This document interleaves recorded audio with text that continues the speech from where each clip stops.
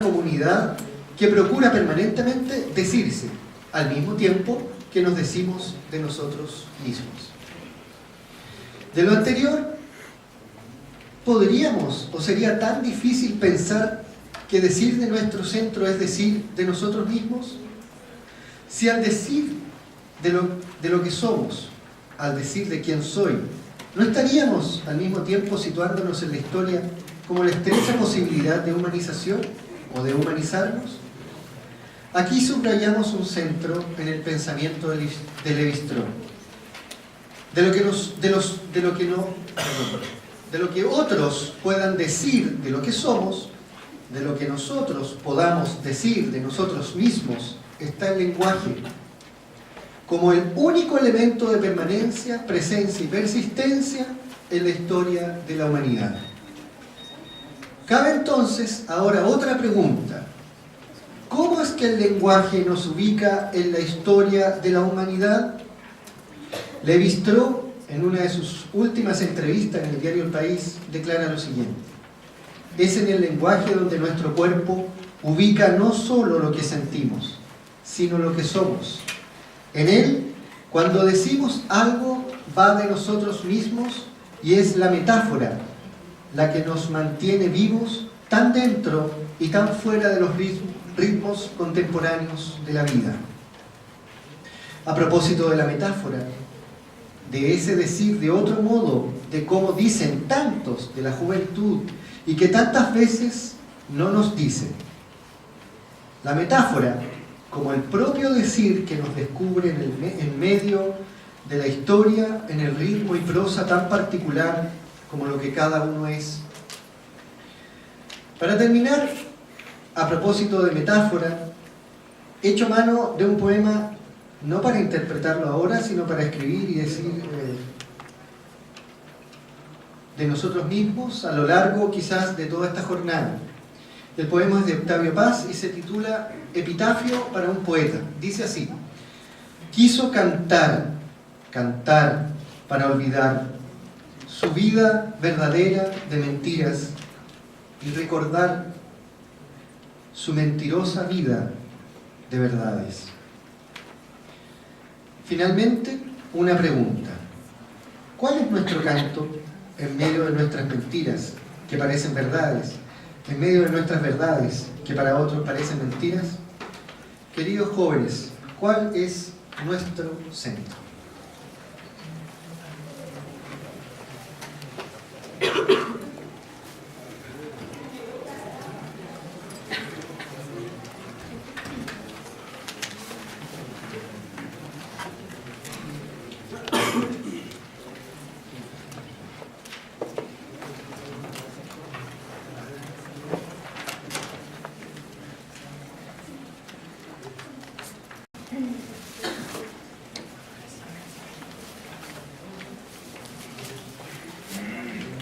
Bien, entonces con estas palabras instructoras del profesor Nelson,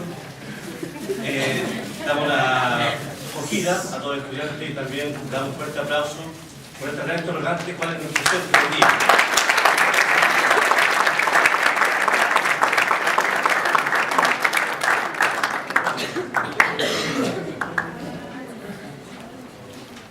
Bien, ahora vamos a dar inicio a la primera mesa de exposiciones y para ello necesitamos a la señorita Alexandra Godoy, si ha llegado.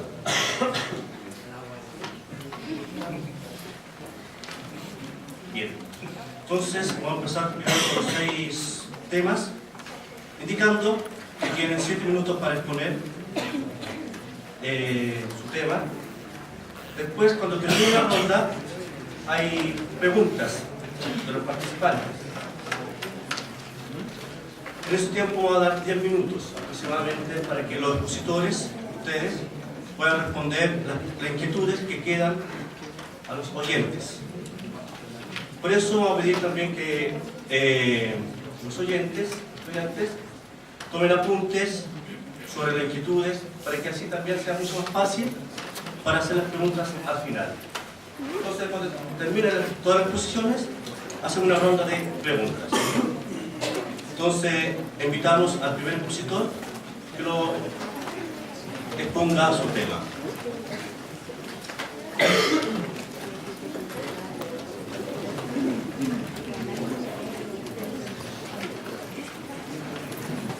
Hola, buenas tardes. Soy Nick Ávila del Colegio Jorge Nemos y voy a exponer mi ensayo que se llama Eso que no es eso. Se suele repetir que los primeros filósofos buscaron el arjé, pero ¿en qué consiste el arjé? Es una cuestión que aún ahora no está clara, de modo que desde sus inicios la filosofía se anuncia como un misterio. Eso que no es eso. Tal aseveración lo dice todo y quizás es bastante aceptable, pero el problema es que nadie lo puede verificar por sí mismo, porque a lo que alude, a lo que se refiere la frase, esto es, al arjé, no existe. Me explico. Si aceptamos que existir es estar en un lugar y espacio determinado, es decir, tener límites, repito, el arjé no existe, porque él, en tanto es el origen o la fuente de todo lo existente, él mismo no puede existir, pues carece de todo límite. En tanto, es origen de todo lo limitado. No teniendo ningún límite, puede dar existencia a todo lo limitado. Entender esto es básico para comprender lo que se quiere insinuar con la tesis, eso que no es eso. El arjé que propongo para validar la tesis es una especie de divinidad o Dios propio de cada uno, personal, que algunos llaman conciencia o mente, estados por los cuales podemos conocer el amor o el dolor, cosas por lo demás inexistentes en el mundo. En un sentido profundo, el arjé reúne en sí todos los posibles opuestos. Es lo encontrable y lo inencontrable. Es el momento en que uno se da cuenta de que uno es y el instante en que uno deja de ser. Ambas alternativas absurdas, paradójicas, contradictorias, misteriosas, inexistentes, porque nadie sabe el momento exacto en el que se inició su darse cuenta de que es, ni nadie sabrá cuándo deje de ser, o de saberse qué es. Cuestiones trascendentales y al mismo tiempo obvias para relacionarse en el mundo. No es tema de este ensayo, pero es comprensible que la conciencia, esto es, la capacidad de darse cuenta de algo, sea considerada como el arjé por algunos. Pero desde este punto de vista, tenemos dos problemas que guardan relación con los orígenes y el término. No sabemos cuándo comienza ni cuándo termina esta conciencia arjé, desde la cual surgen todas las cosas de las cuales me percato. Me arriesgo a decir que aquello que no comienza ni termina, aquello que para nosotros no es evidente, que nazca ni perezca, debe ser muy semejante al infinito. Así debe interpretarlo nuestra mente. Eso explica la tendencia que tenemos a pensar la conciencia como inmortal, sin fin, aquello que no ha comenzado nunca. Entonces ahora la pregunta es ¿cómo tomamos conciencia o nos damos cuenta de que hay o existe el arjé? Anécdota interesante, siendo tan importante el arjé, siendo el origen de todo, yo no sabía de él hasta que se me enseñó en clase de filosofía. Pero la comprensión del arjé es personal, porque uno para comprender qué se quiere decir con arjé debe comparar, inevitablemente, el concepto arjé con otros arjé. O sea, de modo que para entender el arjé, la mente debe multiplicarlo en muchos conceptos que se jerarquizan y se contrastan entre sí, convirtiéndolo en una cosa, porque es tratado como un objeto, siendo que no es una cosa. Así me percaté que yo tenía mi propio arjé, algo que nadie me puede quitar, porque si lo intentara no sabría qué quitarme, ni yo sabría qué entregar. Este arjé que yo me he construido es algo que sé que está ahí, no sé si dentro o fuera. Lo que no existe, ¿dónde puede estar? Porque pensándolo bien, nunca he podido mirar en mi interior, y lo que veo en mi exterior solo lo puedo percibir yo mismo, desde mi propio punto de vista, por ende es privado, por lo tanto mental, sin embargo, y aún así, el arjé es algo único, distinto de cualquiera, y en consecuencia, es ilógico pensar que las personas tengan otro arjé, porque sería distinto al mío, y no puede haber dos. Si el arjé es la fuente de todo lo que existe, no es posible que haya dos arjés, pues uno tendría que ser el origen del otro. Por lo tanto, el origen de todo solo puede ser único. El arjé es doble o múltiple cuando es un mero pensamiento, cuando se ha expresado lo inexpresable. Para entenderlo bien, el arjé es lo que nos hace ser distintos. Lo paradójico es que debiera ser múltiple porque nos hace distintos, pero si fuera múltiple, ¿cómo lo llamaríamos en cada caso? Debería poseer distintos nombres. Si fuera así, no sabríamos nada acerca de eso que nos hace distintos. Llamamos con el mismo nombre a cada pelo, aun cuando comprendemos que es uno distinto de otro. debido a la tendencia mecánica que posee nuestra mente a meter todo en un mismo saco y nombrarlo de la misma forma. La concepción del tiempo que poseemos responde a nuestra tendencia a colocarle a todo un mismo nombre, a generalizar de forma desmedida. Todo lo que ocurre puede ser clasificado o en pasado, o en presente o en futuro. De manera que, desde nuestra perspectiva, vemos una multiplicidad de cosas a las que podemos clasificar de acuerdo a su pasado, presente y futuro. Sabemos que las cosas tienen un comienzo, un desarrollo y un final, al menos eso es lo que creemos. Pero lo curioso y lo misterioso es que el arjé no puede ser separado en un comienzo, en un medio o en un fin. Para ser separado tendría que ser distinto ahora del que fue y del que será.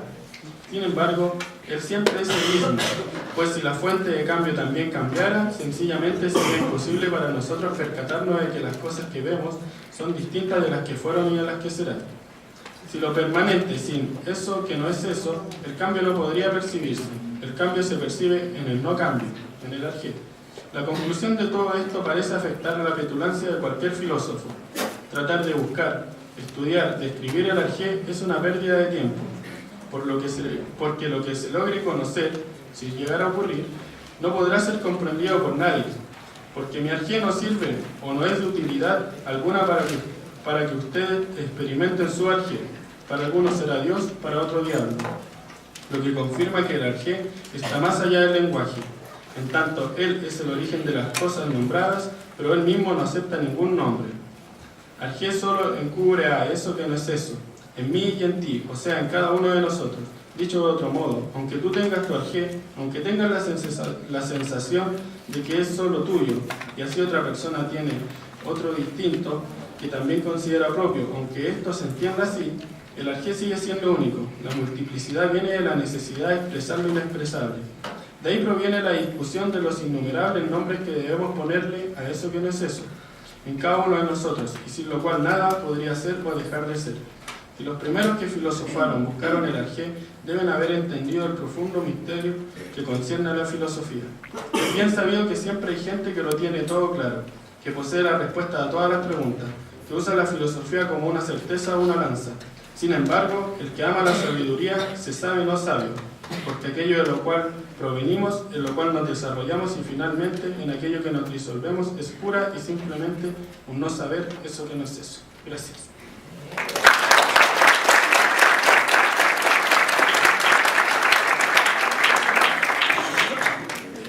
Bueno, buenas tardes. Me llamo Camila Ortiz y soy del Colegio Cardenal Lorenzo Manrique. Voy a hablar de la vergüenza de ser feliz. Primero quiero partir con definir qué sentimos por vergüenza, donde quiero expresar que la vergüenza es cuando la persona se ve humillada o siente una timidez, un suceso indignante para algunos quizá, un pudor exagerado, pero en general la vergüenza la sienten todos, desde los niños que están disertando en su colegio hasta el presidente que está dando un discurso a todo el país. Quizá la falta de conocimiento de uno mismo y de los límites que cada uno se plantea en la mente hacen que la vergüenza se explaye, que la vergüenza se plantee en nosotros y se quede en nosotros. El miedo es el que provoca la vergüenza, es el que provoca que la vergüenza aparezca, y en algunos casos las burlas del qué dirán hacen que la vergüenza se enfoque en un círculo vicioso de apariencia y no deja ver que lo que de verdad importa es el yo, el tú y después el ustedes. Eso es lo que importa esencialmente. Quiero seguir con que la vergüenza y la exclusión de cierto modo van de la mano, ya que quiero destacar que la vergüenza es un miedo psicológico al ridículo, a la humillación del ser. Tener en claro mis defectos y virtudes, mi falencia y mis capacidades hacen que la persona se sienta más seguro de lo que está haciendo y se sienta más confiado de lo que puede llegar a ser. Un terapeuta dice que la vergüenza es la emoción que nos hace saber que somos finitos, que tenemos un final, que tenemos falencias que debemos moldear y manejar de acuerdo a nuestras propias experiencias personales de la vida, donde vamos adoptando estrategias de autoayuda contra la vergüenza. En sí, la vergüenza es el miedo a ser avergonzado. También la vergüenza va en correlación con los límites.